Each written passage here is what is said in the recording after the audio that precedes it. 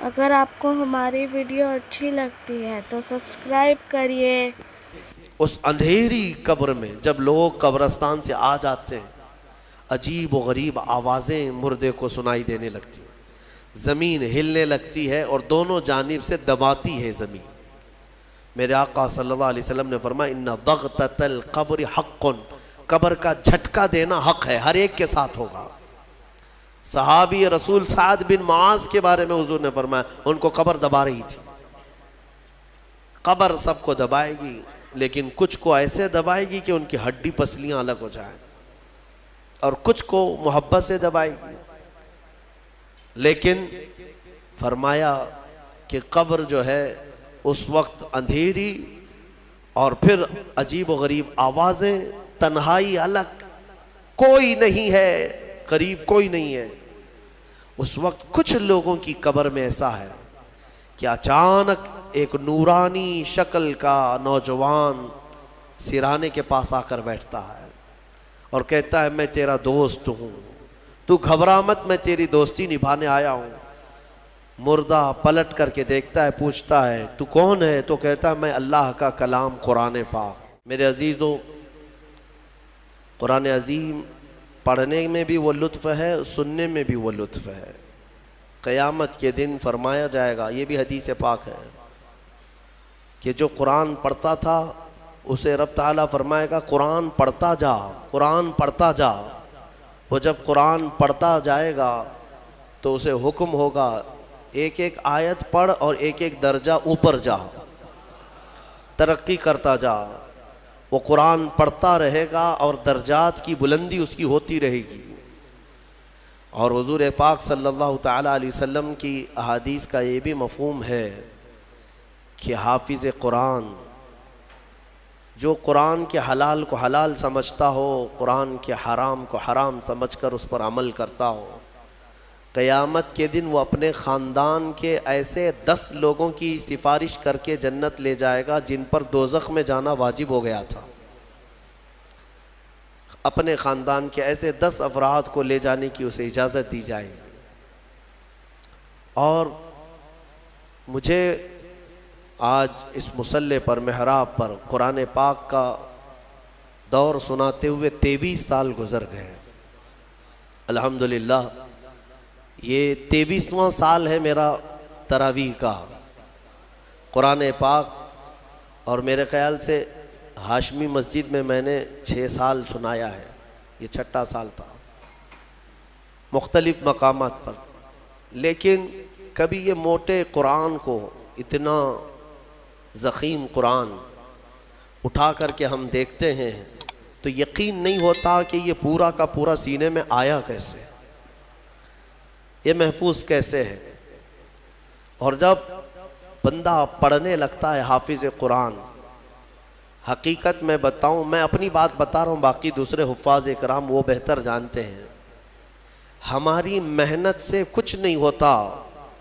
جب پڑھنے کے لیے وہ کھڑا ہو جاتا ہے تو من جانب اللہ، خود اللہ تعالیٰ اس کی مدد فرماتا ہے۔ اگر اللہ رب العزت دروازے نہ کھولے تو وہ ایک آیت آگے نہیں بڑھ پائے گا۔ ہاں، یہ رب تبارک و تعالیٰ کی طرف سے انعام ہے، اکرام ہے۔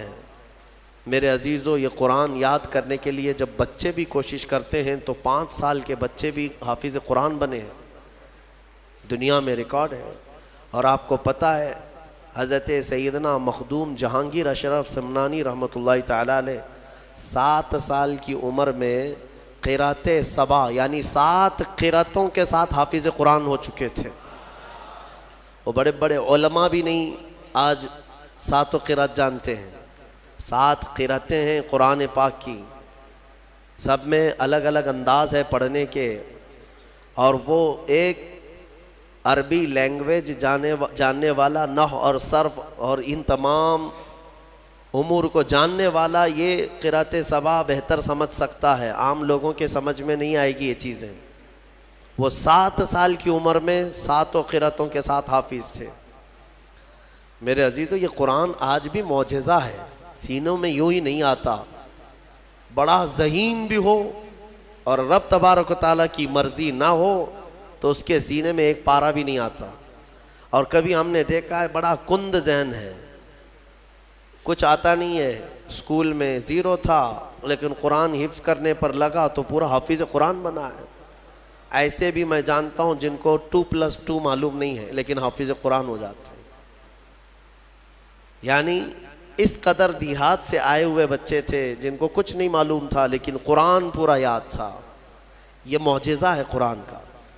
اعلیٰ حضرت امام احمد رضا خان فاضل بریلوی رضی اللہ تعالیٰ عالم تھے، بڑے مفتی تھے۔ آپ اندازہ کریں 14 سال کی عمر میں وہ مفتی بن چکے تھے۔ 13 سال کچھ مہینے، جس دن وہ بالغ ہوئے اس دن پہلا فتویٰ انہوں نے لکھا ہے 14 سال کی عمر میں۔ بہترین عالم، بہترین مفتی، لیکن حافظ نہیں تھے آپ، قرآن کے حافظ نہیں تھے۔ کسی نے آپ کو خط میں القاب لکھا، حضرت علامہ مولانا حافظ و قاری احمد رضا خان صاحب، اس میں حافظ و قاری کا بھی لقب لگا دیا۔ دوسرے ہوں تو پھیل جائیں گے کہ جتنے لقب فری میں ملے اچھا ہی ہے۔ اعلیٰ حضرت نے دیکھا کہ میں حافظ ہوں نہیں اور لوگ مجھے حافظ سمجھ رہے ہیں۔ یہ شعبان کی آخری تاریخ تھی شاید، دوسرے دن سے رمضان شروع ہو رہا تھا۔ آپ نے اس خط والے کے گمان کے مطابق اپنے آپ کو اتارنے کے لیے عزم کر لیا کہ اس کے خط کا جواب بعد میں لکھوں گا، حافظ قرآن پہلے بنوں گا، کیونکہ اس نے حافظ کہا ہے مجھے، حافظ قرآن کہا۔ تو اعلیٰ حضرت کا معمول یہ تھا کہ روزانہ رمضان میں فجر سے لے کر کے شام تک ایک پارہ یاد کرتے تھے اور تراویح میں ایک پارہ سنا دیتے تھے، یہاں تک کہ 29ویں رمضان کو یا 27 کو آپ مکمل 1 مہینے کے اندر حافظ قرآن ہو گئے۔ 1 مہینے کے اندر حافظ قرآن، ہاں 1 مہینے میں وہ حافظ قرآن ہو گئے۔ قرآن کا یہ معجزہ ہے۔ اللہ تبارک و تعالیٰ وہ جس کے سینے میں چاہے اس کو عطا فرما دے۔ میرے عزیزو، آج بھی بہت سارے ایسے بچے ہیں جو قرآن کو یاد کرتے ہیں بہت بچپن میں، اور ان کے ذہن کے دریچے ایسے کھل جاتے ہیں۔ آپ نے مولانا حارث صاحب کے پیچھے بھی تراویح پڑھی ہے، یہ ہمارے بھتیجے ہیں، انہوں نے تقریباً 4.5 مہینے میں پورا حفظ قرآن کیا۔ الحمدللہ انہوں نے بھی ایک ریکارڈ قائم کیا تھا، اور اپنے سبق کے دوران انہوں نے 29واں پارہ 2 دن میں پورا پارہ سنایا تھا، آدھا پارہ ایک دن یاد کر لیا۔ تو یہ اپنے کمال کی بات نہیں، یہ اپنے کسب اور اپنے ذہن کی بات نہیں، رب تبارک و تعالیٰ کی عطا اور فضل۔ امام اعظم ابو حنیفہ کے ایک شاگرد ہیں امام محمد، یہ چھوٹی عمر میں امام اعظم کے پاس پڑھنے کے لیے آئے، داڑھی نہیں تھی، چھوٹے تھے۔ تو امام اعظم ابو حنیفہ رحمۃ اللہ علیہ کے پاس بڑے بڑے ان کے جو شاگرد تھے، علماء تھے، محدثین بیٹھتے تھے، اس میں ایک چھوٹی عمر کا لڑکا آیا ہے۔ تو امام اعظم نے ان کو ٹال دیا کہ جاؤ بعد میں، لیکن شوق اتنا تھا امام محمد کا کہ وہ ہٹنے کو تیار نہیں تھے۔ امام اعظم ابو حنیفہ نے ان کو ٹالنے کے لیے کہا کہ بیٹا میں انہی کو پڑھاتا ہوں جو حافظ قرآن ہوتے ہیں، تم حافظ ہو؟ کہا حافظ تو نہیں، حافظ بننے میں 2-3 سال لگ جائیں گے، جب تک تھوڑا سا جوانی آ جائے گی پھر سمجھ لے گا۔ کہا جاؤ حفظ کر کے آؤ۔ وہ گئے، 8 دن کے بعد پھر آئے امام اعظم کے پاس، کہا کہ حضور مجھے شاگردی میں لے لیجئے۔ کہا میں تم کو پچھلے ہفتے بھیجا تھا حافظ بن کر کے آنا، انہوں نے کہا میں پورا حافظ بن کر کے آیا ہوں 8 دن کے اندر۔ میرے عزیزو، یہ اللہ تبارک و تعالیٰ کی طرف سے انعام ہے، اور میرے آقا صلی اللہ تعالیٰ علیہ وسلم کا زندہ معجزہ ہے۔ اللہ تبارک و تعالیٰ اس قرآن پاک کی خوب برکتیں ہمیں عطا فرما ہے۔ قرآن کو نہ چھوڑو اے میرے عزیزو، قرآن کو چھوڑ کر کے آج اس قدر گمراہی آئی ہے۔ وہ زمانے میں معزز تھے مسلمان ہو کر، آج ہم خار ہیں تاریک قرآن ہو کر، قرآن کو چھوڑ کر ذلیل ہیں ہم۔ قرآن کو چھوڑنے کی وجہ سے یہ ساری آفات ہیں۔ اور پچھلی قوموں کے بارے میں قرآن میں اللہ تعالیٰ نے فرمایا، اللہ تعالیٰ ان سے فرمایا خذوا ما آتیناکم بقوہ، ہم نے جو تمہیں دیا ہے وہ مضبوطی سے پکڑو۔ یعنی یہودیوں کو تورات دی گئی تھی، بنی اسرائیل کو، زبور دی گئی تھی، اور ہر ایک امت کو یہ کہا گیا ہے کہ مضبوطی سے یہ کتاب تھامے رہو۔ جو اللہ کی کتاب اتری ہے یہ صرف اور صرف جھاڑ پھونک کے لیے نہیں ہے، یہ تمہاری پوری زندگی کا دستور آیا ہے۔ ہاں، کل کیا ہونے والا ہے یہ قرآن میں پڑھو، یہ بے خبر نجومی تمہیں کیا بتائیں گے؟ قرآن عظیم تمہاری زندگی کا پورا دستور العین ہے۔ اس کو چھوڑ کر کے ہم ادھر ادھر کی آج ٹھوکروں پر مجبور ہو چکے ہیں۔ میرے عزیز و حیرت ہے ہماری قوم کو، طوطے کے پاس جا کر کے اپنا بھوش پوچھتے ہیں، چٹھی نکال کر کے کہ میرا بھوش کیا ہونے والا ہے۔ وہ بھی سڑک چھاپ آدمی جو طوطا لے کر کے خود سڑک پر بیٹھا ہے، وہ لوگوں کا مستقبل بتا رہا ہے۔ ہائے، یہ اس کی بیوقوفی نہیں ہے، اس کے پاس جانے والے کتنے بڑے بیوقوف ہیں۔ مستقبل تمہارا بتا رہا ہے اور خود جو ہے سڑک چھاپ بنا ہوا ہے۔ ہاں، ساری دنیا کے مستقبل بھوش مانی کر رہا ہے، لکیریں پڑھ رہا ہے، اور خود کی لکیر شاید پوری مٹی ہوئی ہے۔ عقل ہے یا نہیں ہے جو لوگ اس طرح کی جگہ پر جاتے ہیں؟ میرے آقا صلی اللہ علیہ وسلم نے فرمایا، من اتا بکاہن فقد کفر بما انزل علی محمد، جو کسی کاہن جوتش کے پاس گیا، میرے آقا فرماتے ہیں اس نے محمد کا انکار کر دیا صلی اللہ علیہ وسلم۔ محمد صلی اللہ علیہ وسلم پر جو کچھ اتارا گیا ہے اس کا اس نے انکار کر دیا۔ کیوں جاتے ہو؟ قرآن تمہارے پاس سب سے بہتر کتاب ہے، قرآن عظیم، ساری چیزیں تمہارے پاس۔ اللہ تعالیٰ نے فرمایا وَلَا رَطْبٍ وَلَا يَابِسٍ إِلَّا فِي كِتَابٍ مُبِينٍ، کوئی خشکی اور کوئی تری کی بات ایسی نہیں ہے جو ہم نے قرآن میں بیان نہ کیا ہو، سب ہے قرآن میں۔ اور جو جس طرح سے اس سے فائدہ اٹھائے گا وہ اس کے ظرف کی بات ہے۔ میرے عزیزو، کم سے کم آج اتنا تو کرو کہ تلاوت تو کثرت سے شروع کر دو۔ حدیث میں ملتا ہے کہ اگر لوگ آتے ہیں ہمارے پاس وظیفے، اس کا وظیفہ، بچے پیدا نہیں ہو رہے ہیں اس کا وظیفہ چاہیے، روزی میں برکت اس کا وظیفہ چاہیے، ہاں بہت سارے ٹینشن ہیں، وسوسے آتے ہیں اس کا وظیفہ چاہیے، بیماری نہ آئے اس کا وظیفہ چاہیے۔ وظیفے انہی سب کے چکروں میں پڑے ہوئے۔ حالانکہ حدیث میں ہے کہ قرآن کی تلاوت تمہیں سارے ذکر سے بے نیاز کر دے گی۔ اگر قرآن کی تلاوت میں کوئی بندہ مصروف ہے، اس کے بارے میں فرمایا کہ اگر اس کو دعا کرنے کا وقت نہیں ملا، دعا کرنے کا وقت نہیں ملا اور وہ قرآن کی تلاوت میں مصروف ہے، تو فرمایا کہ مولا تعالیٰ اس کو سارے لوگوں کی دعا کے برابر عطا فرمائے گا۔ وہ بندہ رحمان کا کلام پڑھ رہا ہے، دعا کرنے کا اگر اسے وقت نہ ملا تو بھی مولا اس سے راضی ہے۔ میرے عزیزو، قرآن پڑھنے کے آداب میں بھی آج میں دیکھتا ہوں تو لوگوں کو کھجلی ہونے لگی، ادھر ادھر پینتیاں بدلنے لگے۔ قرآن پاک پڑھتے وقت تمہارے اندر رقت طاری ہو تو سمجھ لینا ایمان بھر گیا ہے۔ قرآن کی یہ صفت بتائی گئی، وَإِذَا تُلِيَتْ عَلَيْهِمْ آيَاتُهُ زَادَتْهُمْ ایمانا۔ یہ کون لوگ ہیں جو اللہ تبارک و تعالیٰ کے پرہیزگار بندے کون ہوتے ہیں؟ ان کے بارے میں اللہ فرما رہا ہے کہ جب ان کے پاس قرآن کی آیتیں تلاوت کی جاتی ہیں تو ان کا ایمان بڑھ جاتا ہے۔ وَجِلَتْ قُلُوبُهُمْ، ان کا دل ہلنے لگتا ہے شوق سے اللہ کی بارگاہ میں۔ حضرت امام اعظم ابو حنیفہ رحمۃ اللہ تعالیٰ علیہ مغرب کی نماز کے لیے حاضر ہوئے، صرف قاری قرآن نے اذا زلزلت الارض زلزالہا یہ سورہ پڑھی، اتنا رونے لگ گئے، اتنا رونے لگ گئے۔ اس میں قیامت کا ذکر ہے کہ یاد کرو کس چیز کو؟ جب زمین ہلا دی جائے گی، وَأَخْرَجَتِ الْأَرْضُ أَثْقَالَهَا، اور زمین کے اندر کی ساری بوجھل چیزیں نکال دی جائیں گی باہر، زمین سب اگل دے گی۔ اور سورہ قاریعہ میں اللہ نے فرمایا یوم یکون الناس کالفراش، لوگ اس دن پتنگوں کی طرح ہوں گے، اڑ رہے ہوں گے۔ وَتَكُونُ الْجِبَالُ كَالْعِهْنِ، اور پہاڑ روئی کے پھاہے ہوتے، روئی کے اس طرح پہاڑ جو ہے ہواؤں میں اڑ رہے ہوں گے، پورے بڑے بڑے پہاڑ روئی کے پھاہے کے طرح اڑ رہے ہوں گے۔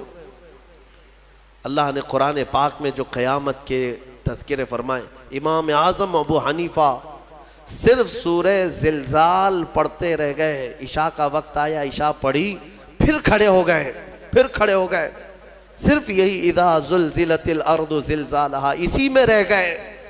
اتنا روتے کہ ان کی داڑھی سے آنسوؤں کا پانی ٹپ ٹپ ٹپ گرنے لگا مسجد کے اندر.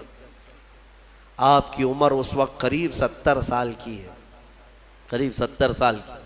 میں بتاتا ہوں, جس امام اعظم نے 4000 ختم قرآن کیے ہیں, 5 لاکھ حدیثیں انہیں یاد ہیں, 1000 سے زیادہ بڑے بڑے محدث شاگرد پیدا کیے, اور لاکھوں مسائل کا حل بیان کر دیا, امت پر اتنا بڑا احسان ہے. وہ امام اعظم ایک سورہ پڑھ کر کے رات کے وقت کیا کہہ رہے ہیں جانتے ہیں؟ ان کے ایک شاگرد ہیں مسعر, وہ کہتے ہیں میں رات کے وقت جا کر دیکھا میرے استاد ابھی تک کھڑے, مغرب میں جو گئے تھے ابھی تک کھڑے.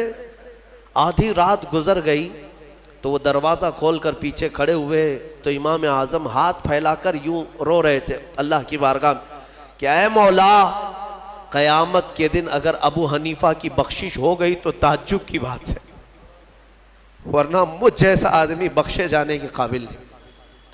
امام اعظم کہہ رہے ہیں میری بخشش ہو گئی تو تعجب کی بات ہے, جس نے 4000 ختم قرآن کیے ہوں.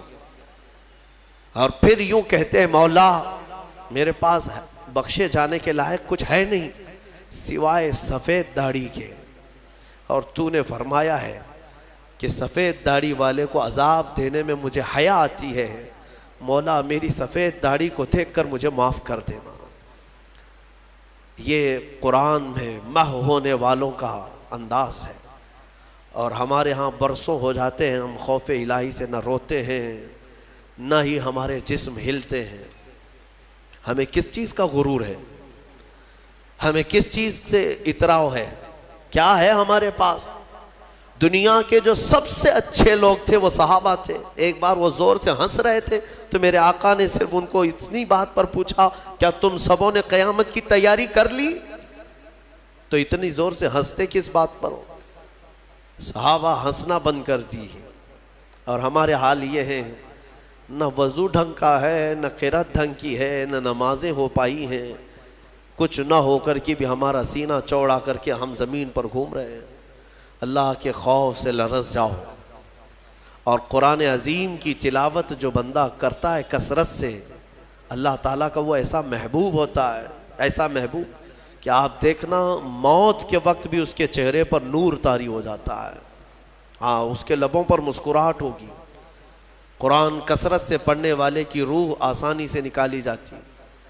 امام احمد بن حنبل بڑے امام ہیں, فرماتے ہیں نزا کیا وقت تھا ان کے, اور اس وقت سے کوئی باہر آتا نہیں, لیکن اللہ تبارک و تعالیٰ جسے چاہے موت کے منہ سے نکالے.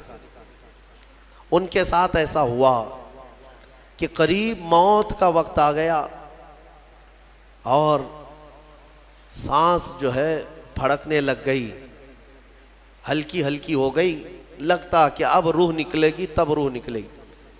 اسی اثنا میں وہ کہتے ہیں کہ شیطان قریب آ گیا, شدت کی پیاس لگی تھی. اور شیطان, کس کی بات کر رہا ہوں؟ امام احمد بن حنبل کی. شدت کی پیاس لگی تھی اور وہ پانی لے کر قریب آیا اور بار بار مجھے اپنی طرف بلاتا تھا, کیونکہ پانی کے لیے آدمی کہیں پر بھی چلا جائے. وہ کہتے ہیں کہ مجھے اندازہ تھا کہ یہ ابلیس ہے, مجھے بہکا رہا ہے, لیکن پانی کی خواہش بھی ہے. اور اس کے بعد وہ آپ سے بحث کرنے لگا کچھ معاملات پر, موت کے قریب, جبکہ بولنے کی طاقت بھی نہیں.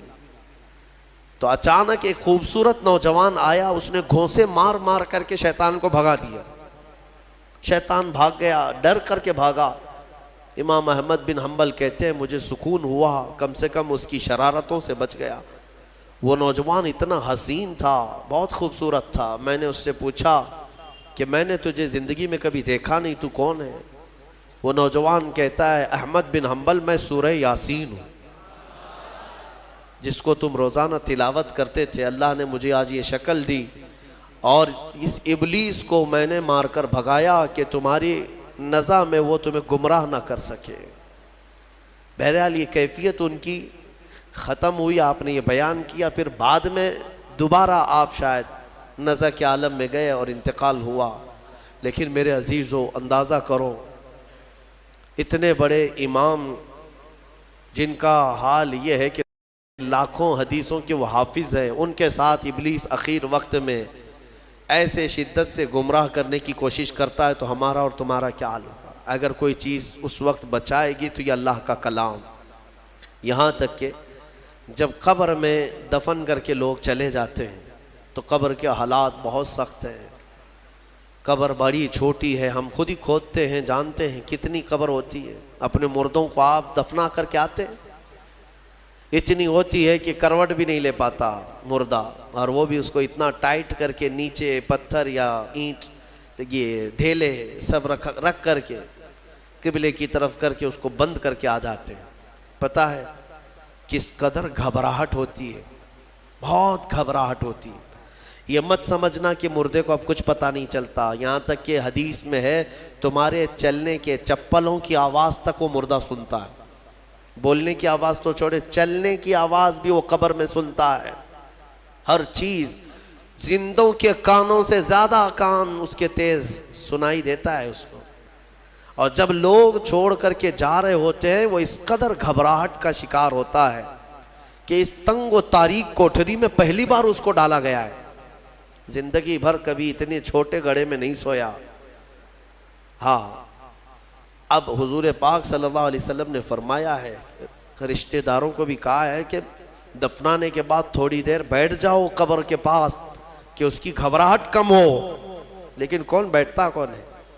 سب کو اپنی جلدی ہے، عزیز لوگ بھی نہیں بیٹھتے، نکل آتے ہیں، بھائی ہوں، باپ ہوں، بیٹے ہوں، سب نکل کر کے آ جاتے ہیں الا ماشاء اللہ۔ لیکن اس اندھیری قبر میں جب لوگ قبرستان سے آ جاتے ہیں، عجیب و غریب آوازیں مردے کو سنائی دینے لگتی، زمین ہلنے لگتی ہے اور دونوں جانب سے دباتی ہے زمین۔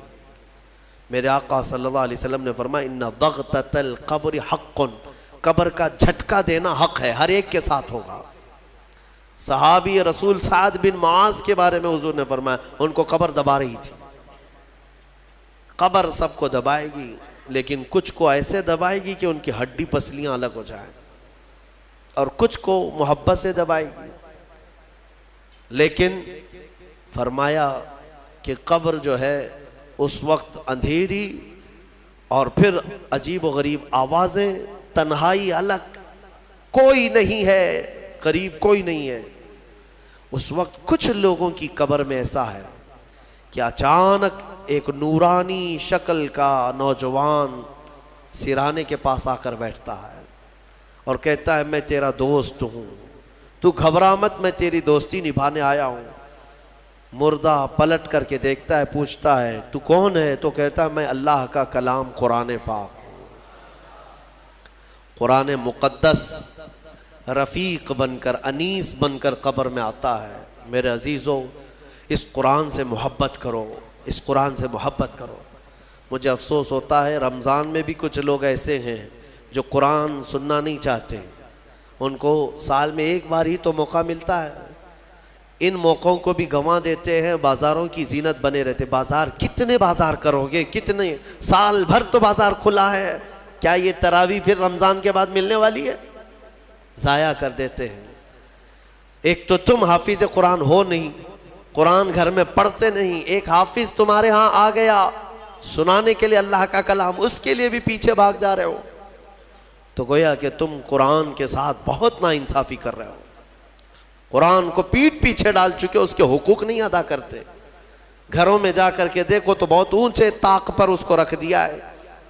قرآن پر تو اتنی دھول جمع ہوتی ہے کہ اتنی دھول نہ فریج پر نہ ٹی وی پر، ٹی وی اور فریج اور واشنگ مشین تو روز صاف ہو جاتے ہیں، قرآن پاک پر ہاتھ بھی نہیں لگتا۔ کیوں قرآن کے ساتھ یہ دوہرا سلوک ہے؟ یہی تو ہے میرے عزیزو، درس قرآن اگر ہم نے نہ بھلایا ہوتا، یہ زمانے نے زمانہ نہ دکھایا ہوتا۔ شاعر نے بہت اچھے انداز میں کہا، درس قرآن کو اگر ہم نے نہ بھلایا ہوتا، یہ زمانے نے زمانہ نہ دکھایا ہوتا. یہ سارے ہمارے اندر ہیں. اٹھو، آج بھی تمہارے پاس وقت ہے، قرآن کو پڑھو، سیکھو. اور میں کہتا ہوں آج کے دور کے مسلمان، سخت پکڑ ہوگی تمہاری. تمہارے پاس یہ عذر بھی نہیں ہے کہ اللہ کی بارگاہ میں کہیں گے کہ مولا پڑھانے والا کوئی تھا نہیں، سیکھنے کا کوئی ذریعہ تھا نہیں. آج تمہارے ہر ایک کے ہاتھ میں موبائل ہے، قرآن ہے، سینکڑوں قاریوں کی قرت ہے. انٹرنیٹ صرف گانے سننے کے لیے نہیں، قرآن سیکھنے کے بھی وہاں ذریعے موجود ہیں. پورے عالم بننے کے مدرسے چل رہے ہیں آن لائن، قرآن پڑھانے والے پڑھا رہے ہیں. لیکن اب عذر تمہارے پاس کچھ بھی نہیں رہے گا. کیا کہو گے؟ کیا کہو گے کہ ہمارے ہاں کوئی عالم نہیں تھا، کوئی حافظ نہیں تھا، پڑھنے کا موقع نہیں ملا؟ نہیں، تمہاری سخت پکڑ ہوگی. تمہارے پاس سب تھا، تم نہیں چاہتے تھے قرآن پڑھنا، تم نہیں چاہتے تھے. میرے عزیزو، قرآن کی طرف آ جاؤ. میں آخر میں یہ بھی کہنا چاہوں گا کہ جو حفاظ قرآن ہوں، میں اپنے متعلق نہیں کہہ رہا ہوں، اپنے متعلق نہیں کہہ رہا ہوں، دیگر جو بھی حفاظ قرآن ہیں ان کا ادب بھی بجا لائیں. اللہ کا کلام ان کے سینے میں موجود ہے. انبیاء اکرام علیہ السلام کی جو زبان تھی، قرآن میں اللہ نے فرمایا، وہی میں عرض کرتا ہوں ان کی سنت پر. لا اسألکم علیہ اجرا ان اجری الا علی رب العالمین. لوگوں، میں آپ سے اس خدمت پر 1 روپیہ بھی اجرت نہیں مانگتا، مجھے معاوضہ نہیں چاہیے آپ سب سے. میرا اجر رب العالمین کے حوالے ہے، میرا اجر اللہ رب العزت کے پاس ہے. مجھے آپ سب کی جو محبت ہے یہی کافی ہے، اور مجھے دعاؤں سے نوازیں، یہ میرے لیے بہت بڑا معاوضہ ہے، بہت بڑا تحفہ ہے، یہ میرے لیے بڑا ہدیہ ہے. اور یہ محبت ہی تو ہے کہ اتنے گیپ کے بعد دوبارہ اس مصلے پر میں آیا ہوں. اور جو کچھ بھی ہوں میں یہاں تک آپ کے پاس بولنے کے قابل ہوں، یہ میرے والد کی تربیت ہے. انشاءاللہ العزیز مولا کریم ہم سب کو آج کی رات معاف کرے گا. دعا کرتے ہیں جنہوں نے مجھے دعاؤں کی درخواستیں کی ہیں ان سب کو بھی میں شامل کرتا ہوں. یا ربنا یا ربنا یا ربنا یا اکرم الاکرمین. مولا قدیر ہماری اس میں ان تمام محفلوں کو اپنی بارگاہ میں قبول فرما. سورہ فاتحہ سے لے کر مولا 30ویں پارے تک کے جتنے سورے ہم نے تلاوت کیے، اس میں جو غلطیاں، کوتاہیاں، کمیاں، بیشیاں ہوئی ہوں اپنے فضل و کرم سے معاف فرما دے. اے رب العالمین، تجھے فضل کرتے نہیں لگتی بات، نہ ہو مایوس تجھ سے امیدوار. تو نے رمضان میں یہ حسین موقع دیے تھے، تیری اس مسجد کو ہم بھرتے تھے. مولا اگر ہماری زندگی باقی ہے تو پھر سے رمضان عطا کر دے. ارحم الراحمین، قرآن عظیم کی تلاوت کو میں نے جو کچھ بھی پڑھا مولا خالص تیرے شوق میں پڑھا ہے، تیری رضا کے لیے پڑھا ہے. اے رب قدیر مجھے ایمان کا اضافہ عطا فرما. جتنے لوگوں نے خلوص سے سنا ہے مولا ان سب کو اجر عطا فرما. اور تفسیر قرآن جو آج تک کی محفلیں ہوتی رہیں، اس میں جو غلطیاں کوتاہیاں ہوئی ہوں مولا سب سے میں توبہ کرتا ہوں، مجھے معاف فرما دے. سننے والوں کو بھی معاف فرما دے. اور دور دراز سے کئی لوگ آن لائن سن رہے ہیں، محفلوں میں شامل ہوتے ہیں مولا ان سب کی بھی مغفرت فرما دے. ارحم الراحمین، آج کئی لوگ تیرے دربار میں ہاتھ پھیلائے ہیں، کچھ محتاج ہیں، کچھ غریب ہیں، اپنے اپنے گھروں کی پریشانیاں، کچھ تو وہ ہیں جو بول نہیں سکتے. اے رب ذوالجلال سب کی پریشانیاں دور کر دے. اے رب العالمین پورے ہندوستان کے مسلمان رمضان میں پریشان ہیں مولا، جائیں تو کدھر جائیں، کس سے اپنے غم کی داستان سنائیں، سمجھ میں نہیں آتا مولا. حالات اس قدر بدلتے جا رہے ہیں کہ چھوٹی ذاتوں کے اور نیچ قسم کے لوگ تیری مسجدوں پر، تیرے اولیاء کے مزاروں پر اور مسلمانوں کی گردنوں پر راج کرنے لگ گئے ہیں. اے قدیر و جبار خدا ان ظالموں کو کیفر کردار تک پہنچا دے. ارحم الراحمین جو بے قصور ہمارے بچے گرفتار ہوئے ہیں ان کو آزاد کر دے. الہ العالمین تو جہنم سے آزاد کرتا ہے، امت مصطفیٰ کو جیلوں سے آزاد کر دے. تیرے لیے بڑی بات نہیں ہے مولا. جو بچے ناحق گئے ہیں ان کو آزادی عطا کر، ظالموں کے چنگل سے انہیں آزاد کر دے یا ارحم الراحمین۔ مولا یہاں پر جتنے حاضر ہیں اور جو دور دراز سے سن رہے ہیں سب کو قرآن عظیم کا شوق عطا فرما، آخری سانس تک مولا قرآن کی تلاوت کرنے اور سننے کی توفیق عطا فرما۔ ہم قبر میں جائیں تو اس قرآن کو ہمارا دوست بنا دے، حشر کے دن مولا قرآن کو ہمارا شفیع و مددگار بنا دے۔ ارحم الراحمین، میں گنہگار ہوں اور بڑے مرتبوں کی خواہش، تو کریم ہے خدایا تیری بندہ پروری ہے، صرف آج کی رات اتنی التجا ہے، کل قیامت کے دن جب تیرے حبیب محمد مصطفیٰ صلی اللہ علیہ وسلم ہزاروں غلاموں کی جھرمٹ میں جنت کی طرف جا رہے ہوں، ان غلاموں میں ہمیں شامل فرما دے مولا، جہنم سے آزاد ہونے والوں میں ہمیں شامل فرما دے۔ خصوصیت کے ساتھ یہاں پر جتنے لوگوں نے بھی میرے ساتھ محبت کا سلوک کیا سب کو اپنی شان کے مطابق اجر عطا فرما۔ میں فقیر آدمی ان کی محبتوں کا صلہ نہیں دے پاؤں گا، مولا سب کو تو اپنی شان کے مطابق اجر عطا فرما۔ ہمارے بچے، ہمارے شاگرد جو روزانہ قرآن پڑھتے تھے، سنتے تھے، اراکین، انتظامیہ، معاونین، امام، خطیب، سب کو مولا اپنے شان کے مطابق اجر عطا فرما۔ خصوصیت کے ساتھ میرے والد گرامی کی مغفرت فرما مولا، جتنے لوگوں کے والدین انتقال کر چکے، رشتہ دار انتقال کر چکے، ان کی قبروں کو بقعہ نور بنا دے مولا۔ ہو سکتا ہے ان کی خطاؤں کی وجہ سے ان کی قبریں تحریک ہو گئی ہوں مولا، ہم اجالوں میں بیٹھے ہیں، ایک بار ہماری دعا کے ذریعے ان کی قبروں کو اجالا کر دے مولا۔ تو ارحم الراحمین ہے، تو ارحم الراحمین ہے، ہمارے والدین کی قبروں کو اجالا کر دے مولا، ان کو رحمت و انوار کی بارشیں عطا کر، جو کچھ بھی جانے انجانے میں ان کی زندگیوں میں خطائیں ہوئی وہ معاف کر دے، سخت سوالات نہ کر، نکیرین کے سوالات سے مولا ان کو آزادی دے دے، آسانی عطا کر، جوابات میں آسانی عطا فرما، قبر کے دبانے سے بچا لے۔ اے رب العالمین، ہم جنت میں جانے کے قابل تو نہیں ہیں مگر تیری جہنم کا عذاب سہنے کے بھی قابل نہیں ہیں، بخش دے بس تیرے فضل سے مولا، تیرے فضل سے بخش دے اور تو ہمیں بے حساب جنت عطا فرما دے۔ کل قیامت کے دن اگر تو ہم سے سوال کرے گا تو مولا ہمارے پاس ایک سوال کا بھی جواب نہیں ہے، اے رحم الراحمین ہم کو بغیر حساب کے معاف کر دے، معاف فرما دے یا ربنا یا ربنا یا ربنا یا اکرم الاکرمین، تقبل دعاءنا بحرمت جد الحسن والحسین، ان اللہ وملائکتہ یصلون علی النبی یا ایہا الذین آمنوا صلوا علیہ وسلموا تسلیما۔ اللہم صل علی سیدنا محمد معدن الجود والکرم وآلہ واصحابہ الکرام وابنہ الکریم وبارک وسلم۔ سبحان ربک رب العزة عما یصفون وسلام علی المرسلین والحمد للہ رب العالمین، وآخر دعوانا ان الحمد للہ رب العالمین۔ السلام علیکم۔